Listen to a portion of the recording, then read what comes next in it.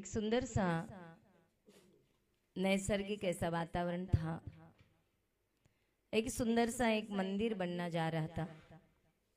पत्थर आके गिरे थे, बनाने वाले वहां पर थे और सुंदर सा एक मंदिर का एक नक्शा सामने था और वो मंदिर बनना चालू हो गया।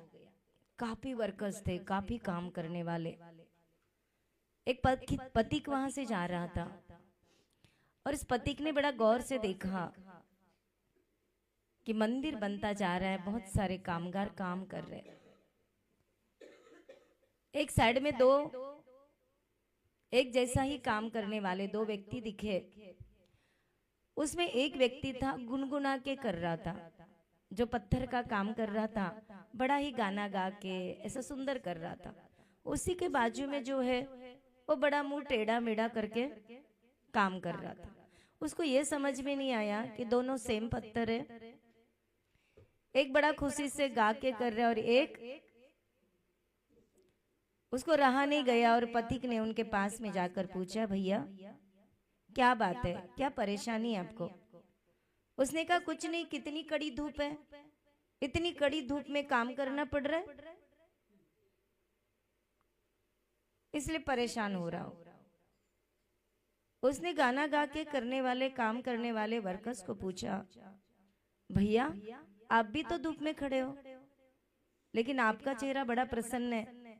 उसने कहा क्यों नहीं होगा, हमें तो वो प्रसन्नता है कि हमें इतने बड़े परमपिता परमेश्वर का मंदिर बनाने के लिए चुना, और हमें तो ये ललक है कि जितना जल्दी काम हो जाएगा, जितना ये मंदिर जल्दी बनेगा, उतने जल्दी प्रभु बैठ जाएंगे और प्रभु का दर्शन होगा। वो प्रभु कैसे होंगे, ये सोच सोच कर मैं ये काम करता हूँ तो मुझे पता ही नहीं पड़ता कि मैं काम कैसे करता हूँ। तो धूप नहीं लग रही ना, मुझे धूप नहीं लग रही।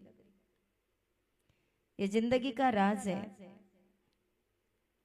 संसार का कार्य हो, समाज का कार्य हो, धर्म का कार्य हो, संघ का कार्य हो, कार्य तो वही करना है, लेकिन एक प्रसन्नता के साथ करता है और एक टेढ़ा मेढ़ा मुंह करके करता है। तो अपने को क्या करना चाहिए सोच लिए। चलिए मंगलाचरण। तिहुवन तिलयम देवम वंदिता तिहुवनिंद परिपूज्यम ओच्छम अणुपेहाओ भव्य जनानंद जननियो। बोलिए अनंतानंत सिद्ध परमेष्टि भगवान की, समय शिखर जी सिद्ध क्षेत्र की। बीना दीदी जोर से जयकारा। बोलिए श्री ब्रह्म पूजनीय आचार्य कार्तिकेय स्वामी की, आचार्य श्री आदि सागर जी गुरुदेव की, आचार्य महावीर कीर्ति आचार्य विमल सागर जी गुरुदेव की, तपस्वी सम्राट आचार्य सन्मति सागर जी गुरुदेव की, आचार्य संभव सागर जी गुरुदेव की, चतुर्थ पट्टाधि सचर सुनील सागर जी गुरुदेव की, मुनि श्री शुभ सम्राट सागर जी गुरुदेव की, गणिनी हरिका स्वस्तिमती माता जी की।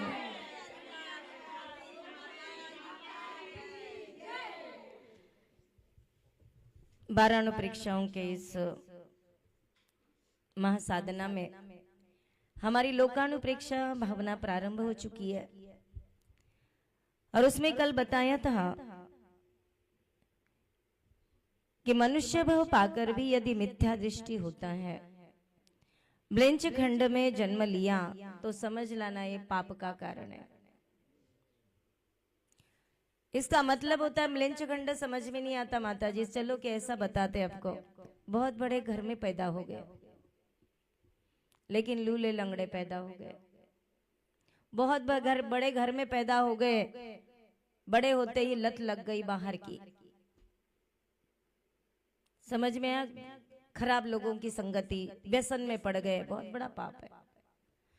इस प्रकार से कहते हैं कि जगह गलत मिलना ये भी पाप का कारण है, स्थान अच्छा मिला तो भी तुम पाप करते। जैसे शिखर जी में, शिखर जी सबसे बड़े विश्व का सबसे अच्छा स्थान है, सबसे पुण्यवान स्थान है।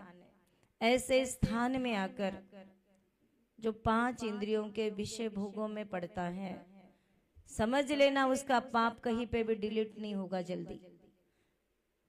उसके संस्कृत की कोई लाइन भी आती है, जैसे कि घर में पाप करो तो मंदिर में उसका,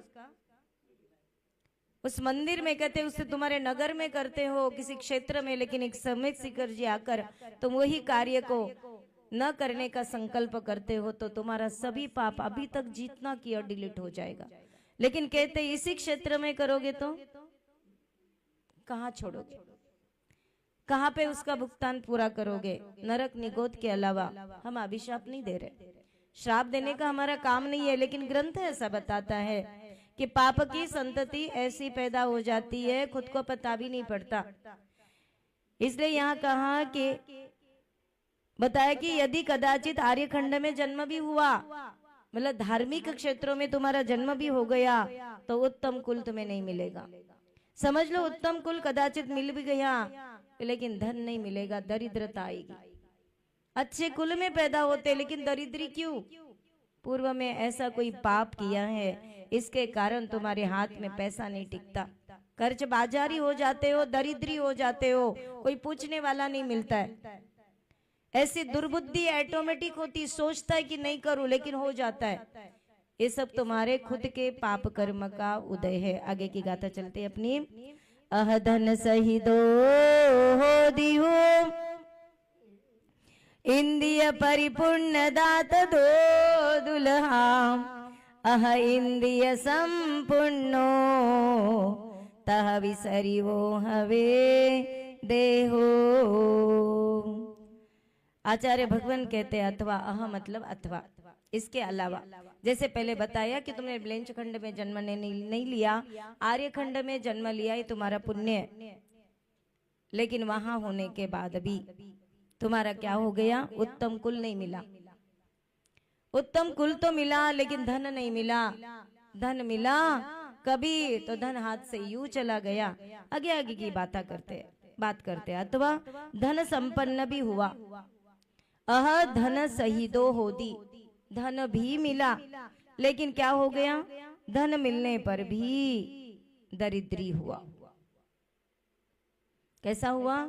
धन हाथ से निकल गया तो कहते दरिद्री हुआ तो भी जीवन कष्ट में बीता था। क्या कहा? धन संपन्न हुआ लेकिन इंद्रियों की पूर्णता का पाना दुर्लभ है। इंद्रियां नहीं मिली ढंग से, आंख नहीं मिली, बड़ा दुविधा होती है। जिसके घर में या जिसके जीवन में ऐसी व्यथा आती है ना, उसकी आत्मा को जाकर पूछो।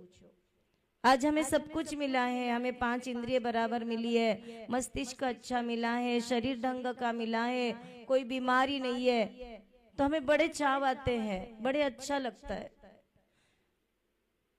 जिसका शरीर खराब हो जाता है, जिसको इंद्रियां नहीं मिलती है, जिसके हाथ पांव नहीं मिलते, उस व्यक्तियों का जीवन देख लो तो भी सुखी रहते कोई लोग, और सब कुछ मिलने के बाद भी हमेशा मुंह टेढ़ा, ऐसे भी लोग होते। इसलिए कहा कि इंद्रियों की पूर्णता पाना बड़ा कठिन है। कदाचित इंद्रिया भी पूर्ण हुई, कहते शरीर रोगी हुआ तो सब व्यर्थ है। 2-3 दिन भी अपने को कोई तकलीफ होती है, चेहरे पर नजर ही आता है, कितना भी चेहरा छुपाओ, मालूम होता है कि कोई ना कोई दर्द जरूर है। होता है कि नहीं होता है?